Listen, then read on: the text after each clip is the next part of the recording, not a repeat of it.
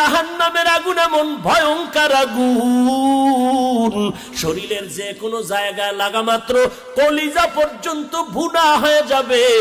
মদিনার নবী বলতেছেন 500 বছর দূর, ওই 500 বছর দূরের থেকে জাহান্নামের আগুনের গরমটা আসিয়া জাহান্নামীর শরীরের মধ্যে যখন লাগবে, জাহান্নামের আগুনের গরমে শরীরের চামড়াগুলো খসে খসে পড়ে যাবে।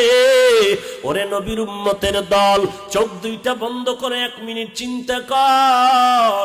একটু ওই কবরের মধ্যে যাওয়ার পর, যেখানে আপন নাই, কেউ বাতি নাই, গুনাহগার হয়ে যদি কবরে যাও, এরে বান্দা ওই মাটির চাপ সহ্য করতে পারবি? ওই কবরের মধ্যে জাহান্নামের আগুন সহ্য করতে পারবা নি রে বাবা?